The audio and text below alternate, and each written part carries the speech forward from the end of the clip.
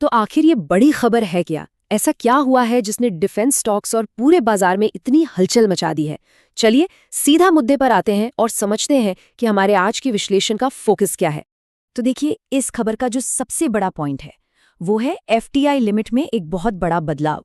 अभी तक defence sector में विदेशी निवेश यानी एफडीआई की जो सीमा थी वो थी 49%। लेकिन हाल ही में रॉयटर्स की एक रिपोर्ट आई है और उसके आधार पर जो हमने एनालिसिस किया है उसके मुताबिक सरकार इस लिमिट को बढ़ाकर 74% तक करने पर विचार कर रहे हैं।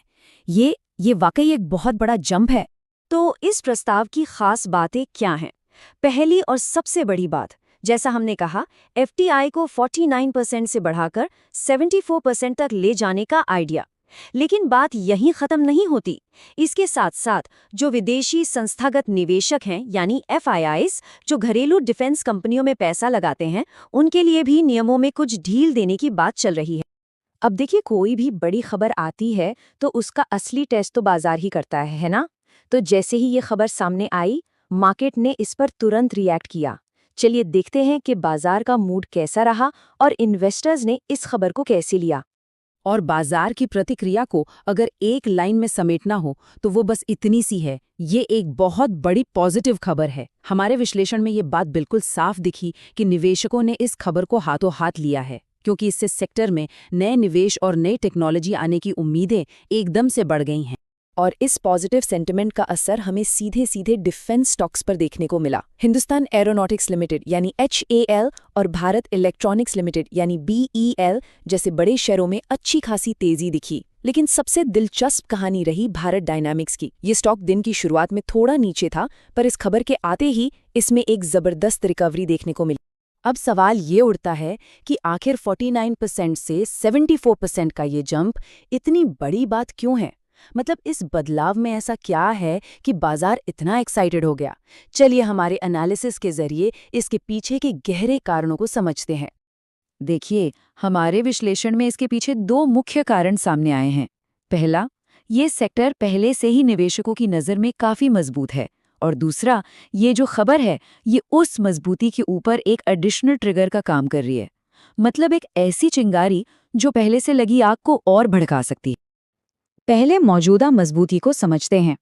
डिफेंस सेक्टर में ना पहले से ही डिमांड काफ़ी तगड़ी रही है। म्यूचुअल फंड्स ने इसमें बड़ा पैसा लगाया है, रिटेल इन्वेस्टर्स की भागीदारी भी बहुत मजबूत रही है, और विदेशी निवेशक भी डिफेंस को लेकर काफ़ी बुलिश रहे हैं। और ये खबर इसी मजबूत माहौल के ऊपर एक एडिशनल ट्रिगर की तरह आई है। ये एक ऐसा बड़ा डेवलपमेंट है जो विदेशी कंपनियों को भारत में एक बड़ी हिस्सेदारी के साथ निवेश करने के लिए मोटिवेट करेगा। इससे होगा क्या? इससे सेक्टर में नई टेक्नोलॉजी भी आएगी और डिमांड का एक नया दौर भी शुरू हो सकता है।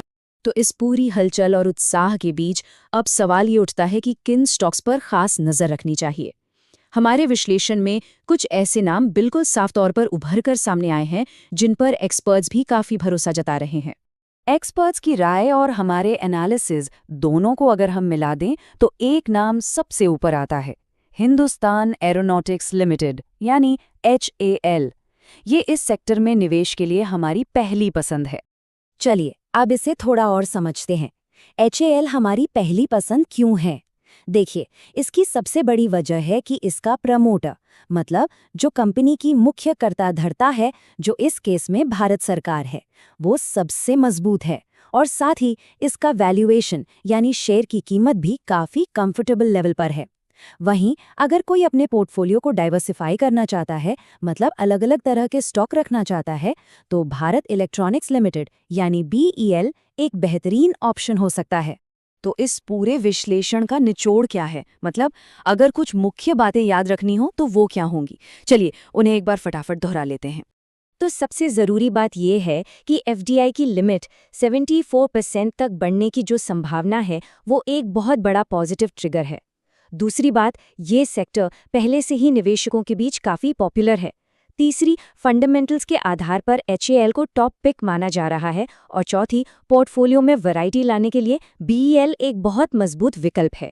और अंत में हम आपको इसी बड़े सवाल के साथ छोड़े जा रहे हैं कि क्या विदेशी निवेश में ये बड़ी छलांग वाकई भारतीय डिफेंस सेक्टर को आत्मनिर्भरता की एक नई उड़ान देगी और इसका भविष्य तय करेगी? इस पर विचार जरूर कीजिएगा।